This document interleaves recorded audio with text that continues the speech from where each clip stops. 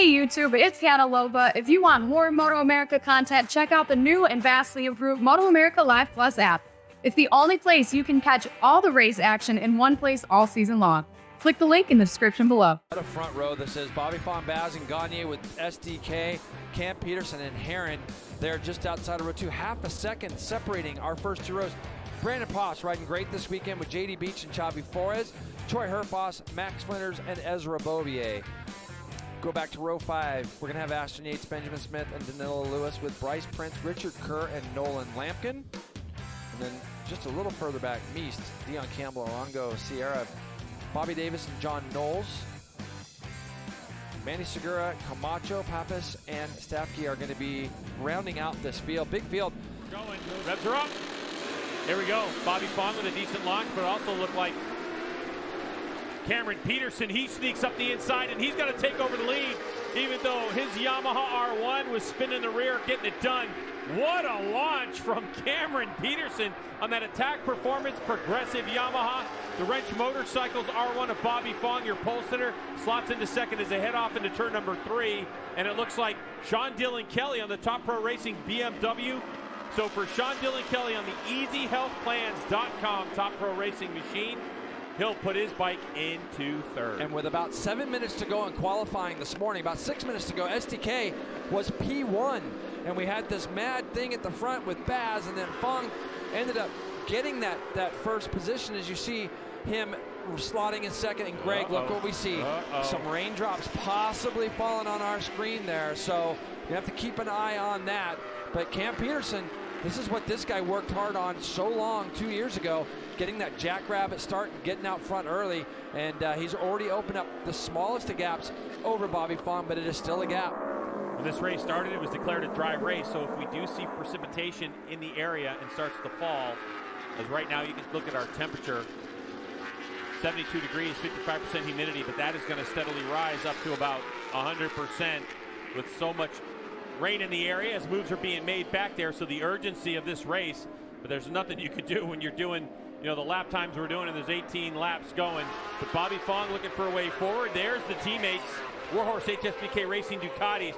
Josh Herrin a little bit in front of his teammate Loris Baz out of France.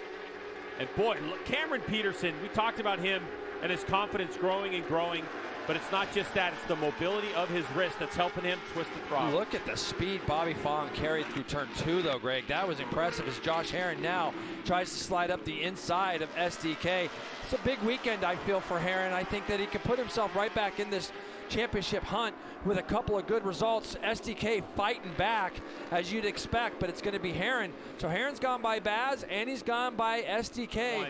That 31.0 is the fastest lap of the race as Loris Baz again battling with the 40 of Sean Dillon Kelly.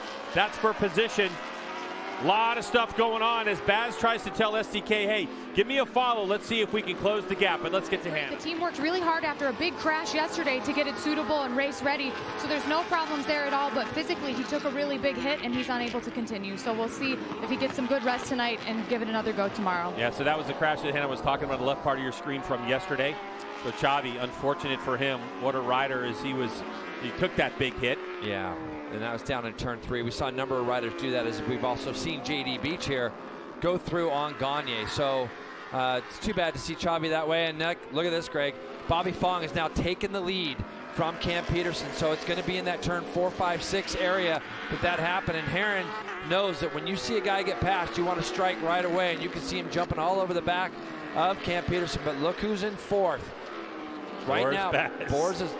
Loris Baz is coming forward. And it's pretty remarkable that Loris hasn't won yet here in America. Could today be the day the 76 finds a way through, as he looks like he's got incredible pace. He's been able to draw back up to the back of these guys. I think the 50 is going to have something to say for it, as you heard Bobby say when he gets to the lead. As Herrin now stuffs it up the inside of Cam Peterson. Cam trying to turn it back underneath him. Not going to be able to make it, so Herrin makes it. And the lap times up front are fast. Bobby Fong went 131.5.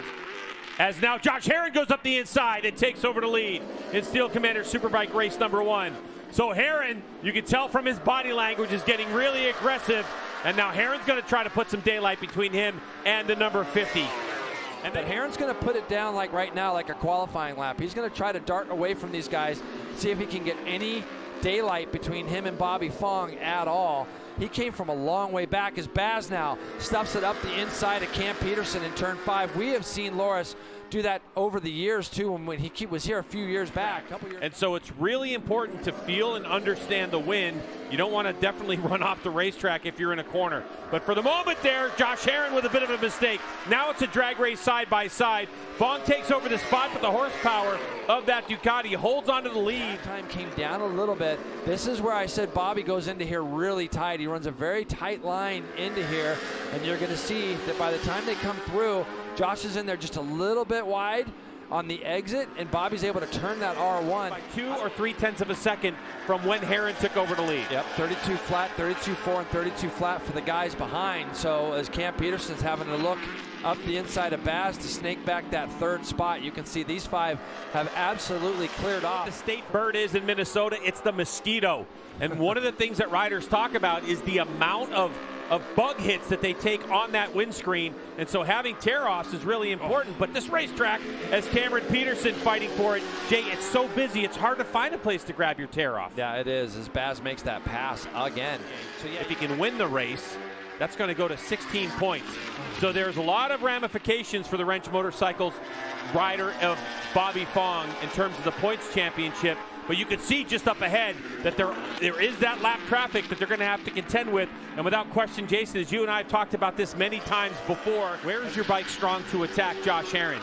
You've got to be thinking about a part of the racetrack where you can get by Herron and then be able to block his next attempt to try to get by you. And Brainerd is so wide open. There's so many places to pass as Bobby Fong tries to go up the inside again. So, Jay, I think since that's the second or third time we've seen that, that he's going to have an idea of what's going on with Bobby there. So Bobby Fong trying to get it on the meat of the tire and get a drive. Oh, wow, that was close for Bobby. See, he's got pace. He's got that roll. And Baz, unfortunately, he's watched Bobby now. Bobby's on the same exact line as Baz loves. As you can see here, for Herron, he just doesn't quite have the roll through the middle. He's already off the brake, but Bobby's just rolling into the back of him almost there. It's a bike length now on the drive, and a little wheelie for Fong as they take the white flag. And in the background, STK has got by Cam Peterson for 4th. But here again, look at the speed the R1 carries. He's trying to go around the outside almost of Herron. And then through here, he almost hits the back of Herron in here. And watch what Josh does. I wouldn't be surprised if he moves over to the right. You can see him trying to protect, but he's really good under braking. And I'm not sure what Bobby's going to be able to try. Oh, no, he runs a little wide. Boy, Josh Herron lost the front there for just a moment and had to save it. So he was deep on the brakes, and now he gives the lead over to Bobby Fong, who is exactly in the position he needed to be in. And Baz might try to do something with his teammate on the exit of this corner if Herron opens it up. He did, but he wasn't able to get close enough. So now Bobby's got to protect. And what he's got to do, Greg, is after he comes out of that chicane, you can see how tight he is there. So that's going to allow Herron to roll up onto the back of him. Bobby's got to do the best last 4 turns that he's done. Herron knows that he's already gone by Bobby once in the tight left that ends this lap. So Fong keeps it nice and tight around here. They're going to cut it back over this paint on the right. He's going to cut it back over the paint on the left. And he's got to just clean this as best as he can as he throws some dirt up.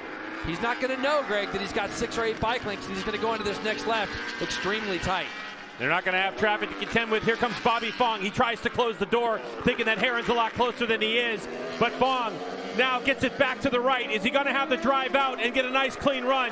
Is he going to give a race win to Wrench Motorcycles? Here comes Bobby Fong to the checkered flag. And Bobby Fong from Stockton, California on a Yamaha R1 Wrench Motorcycles machine takes the big victory over Josh Herron and Loris Baz. Sean Dillon Kelly's in 4th, Cameron Peterson in 5th. And now the number 96 of Brandon Posh was able to get around JD Beach and capture 6th place, and 8th goes to Jake Gagne. And what a swing we are going to have in this championship. 25 points for Bobby Fong. And Cam Peterson, Sean Dillon Kelly, they keep stacking weekends like this and gaining those points. But to your point, they have to get the points every race weekend. But there's no reason any of those two, with the way things are going right now, that they can't chase back down and get in that to take over the points.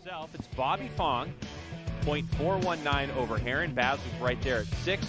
SDK of 4th place with Campy. Brandon Posh around JD Beach. Gagne in 8th place.